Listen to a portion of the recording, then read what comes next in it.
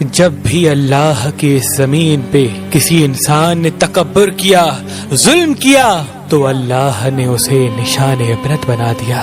تو ویسے ہی حضرت موسیٰ علیہ السلام کے زمانے میں قوم قبط و امالک سے جو مصر کا بادشاہ بنا، جس کا نام ولید بن مصعب بن ریام تھا، جس کو پوری دنیا فرعون کے نام سے یاد کرتی ہے، وہ انسانوں پہ ظلم کرتا تھا اور جو لوگ غریب تھے ان کا حق کھاتا تھا، ان سے سخت مزدوریاں اور کم اجرت دیتا تھا، اور جو انسان اس کا غلام نہیں بنتا تھا اس کو قتل کر دیتا تھا۔ تبھی اللہ نے اپنے نبی موسیٰ علیہ السلام کو حکم دیا کہ اے موسیٰ، فرعون تک میرا پیغام پہنچاؤ کہ وہ انسانوں پہ ظلم نہ کرے، ورنہ اللہ کا عذاب ان کو لے ڈوبے گا۔ جب اللہ کے نبی نے اللہ کا پیغام فرعون کو دیا تو وہ مذاق اڑانے لگا اور کہنے لگا یہاں کا خدا میں ہوں اور میں کسی کے حکم کو نہیں مانتا۔ تو بس اللہ اپنی نشانیاں حضرت موسیٰ علیہ السلام کے توسط سے دکھاتا رہا،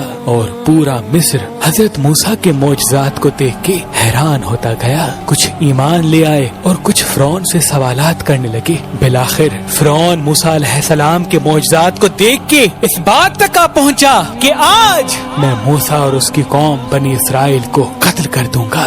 اللہ نے اپنے نبی موسیٰ علیہ السلام تک پیغام پہنچایا کہ اے موسیٰ، رات میں اپنی قوم کو لے کے اس شہر سے نکل جا۔ تو یوں حضرت موسیٰ علیہ السلام اپنی قوم بنی اسرائیل کو لے کے وہاں سے جانے لگے۔ اس بات کا علم جو فرعون کو ہوا تو وہ غضبناک ہو کے کہنے لگا کچھ بھی ہو جائے موسیٰ اور اس کے ساتھیوں کو میں قتل کر کے ہی چھوڑوں گا۔ وہ اپنے جاہو جلال کے ساتھ بنی اسرائیل کو ڈھونڈنے لگا۔ بس آگے آگے اللہ کا نبی موسیٰ اپنی قوم کے ساتھ اور پیچھے پیچھے فرعون کا لشکر ان کو مارنے کے لیے آتا رہا۔ بالآخر بنی اسرائیل دریا تک پہنچے اور فرعون کا لشکر پیچھا کرتے کرتے ان کو دیکھنے لگا۔ جب بنی اسرائیل نے فرعون کے لشکر کو دیکھا تو حضرت موسیٰ سے کہنے لگے اے موسیٰ، تو نے ہمیں کہاں پھنسا دیا؟ اب پیچھے فرعون کا لشکر ہمیں مارنا چاہتا ہے اور آگے یہ دریا ہے۔ اللہ کے نبی حضرت موسیٰ علیہ السلام فرمانے لگے اے لوگو، گھبراؤ نہیں، اللہ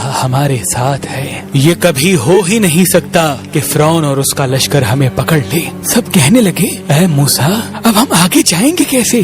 بس اتنی دیر میں آواز غائب آئی اے موسیٰ، اپنی عصا اس دریا میں دے مار۔ تو بس جیسے ہی موسیٰ علیہ السلام نے اپنی عصا دریا میں دے ماری تو آدھا پانی اس طرف آدھا پانی اس طرف، اللہ نے بیچ میں رستے کو واضح کر دیا۔ تو بنی اسرائیل کے کچھ قبائل کے لوگ کہنے لگے اے موسیٰ، ہم آپس میں بنتے نہیں، اپنے خدا کو کہے کہ ہمارے لیے الگ الگ رستے بنائے۔